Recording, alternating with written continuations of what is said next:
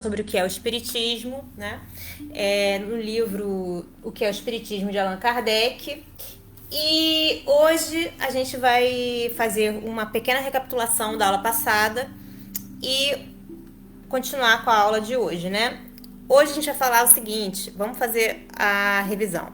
Ele pergunta o seguinte: não será admissível, segundo pensam algumas pessoas, que a alma não encarnando mais que uma vez faça seu progresso no estado de espírito ou em outras esferas?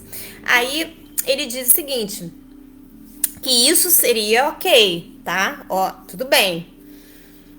Se todos os habitantes da Terra se achassem no mesmo nível moral e intelectual, o que não é, ok?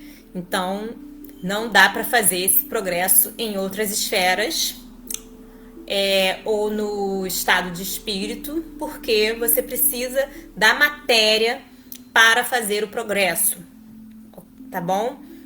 E não dá para ir para outros lugares enquanto o seu lugar ainda está ali de uma forma, né, que precisa progredir, o próprio ambiente precisa progredir. Então você está ali para participar desse progresso. Então você não pode sair dali se você não participar do progresso.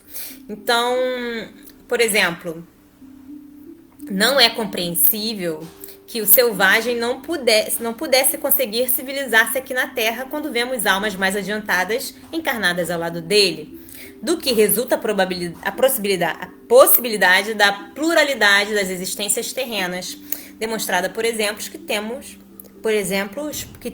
à vista, né? Então a gente tem várias existências e uma pessoa que encarna, né, numa tribo indígena pode encarnar na Europa, lá nos Estados Unidos, em lugares que tenha, né, cidades grandes e tal. Ele tá livre, né, para encarnar aonde ele quiser encarnar. E aí ele vai fazendo o progresso dele, é individual o progresso, não é coletivo nesse aspecto, tá? Então ele podendo encarnar em vários lugares, ele vai trazer com ele a experiência para a tribo, vai trazer experiência para a cidade, tá? Então ali ele percorre no mundo, né? Ele percorre a trajetória dele individualmente e de acordo com o progresso que ele faz, ele pode levar ao progresso os outros também, tá? Bom, porque no meio das sociedades civilizadas se mostram seres de ferocidade comparável a dos mais bárbaros selvagens. É o que eu falei, são espíritos inferiores, então eles saem desses locais para tentar progredir. E aí eles aparecem em locais mais civilizados e a partir dali eles têm uma experiência e depois podem voltar para a tribo de onde eles vieram, tá bom? Numa outra existência, ou até mesmo na mesma existência, caso eles queiram, mudem o percurso, né, físico deles e vão visitar uma tribo, né, e ficam lá por um tempo. Bom, continuando, tá bom? Como progridem e como degeneram os povos. E aí ele diz o seguinte: se a alma é criada juntamente com o corpo, a dos homens de hoje são tão novas, tão primitivas, como a dos homens da Idade Média, tá? E desde então pergunta-se, por que têm elas costumes mais brandos e inteligência mais desenvolvida? Se na morte do corpo a alma deixa definitivamente a terra, pergunta-se ainda qual seria o fruto do trabalho feito para melhoramento de um povo se este estivesse de ser recomeçado com as almas novas que diariamente chegam. Como é que é, gente? Os espíritos encarnam em um meio simpático em relação com o grau do seu adiantamento. Então, se você, né, tá lá na terceira série, como é que você quer encarnar no primeiro ano ginasial? Não dá, né? Como é que você quer ir pro primeiro ano? Não dá, você tem que sair daquela série ali que você tá. Você não é nem melhor nem pior que o pessoal que tá lá no terceiro ano, no segundo ano. Você tá em fase ali de aprendizado, tá? Você pode dar um salto? Pode dar um salto quântico na sua consciência. Tudo depende de você. É mérito seu você avançar, tá? E levar seu povo com você, as pessoas que você ama, etc. Então aí ele tá dando o exemplo do chinês, ó. Um chinês, por exemplo, que progredisse suficientemente e não encontrasse mais na sua raça um meio correspondente ao grau que atingiu, entrará em um povo mais adiantado. À medida que uma geração dá um passo para frente, atrai por simpatia espíritos mais avançados, os quais são, talvez, os mesmos que já haviam vivido no mesmo país e que, por seu progresso, dele se tinham afastado. É assim que, passo a passo, uma nação avança. Se a maioria dos seus novos habitantes fosse de natureza inferior e os antigos emigrassem diariamente e não mais descessem ao meio inferior, o povo acabaria por degenerar e, afinal, por extinguir-se, tá? Então, né, esse povo físico ali, naquele lugar, iria ser extinguido. Ia para, claro, as almas iam para outro lugar que acomodassem elas, tá bom? Aí vai lá, ó, na observação. Essas questões provocam outras que encontram solução no mesmo princípio. Por exemplo, isso são perguntas. De onde vem a diversidade de raças na Terra? Há raças rebeldes ao progresso? A raça negra é suscetível de subir ao nível das raças europeias? A escravidão é útil ao progresso das raças inferiores? Como se pode operar a transformação da humanidade? E aí ele fala pra gente dar uma olhada no Livro dos Espíritos, questão 776 e seguintes.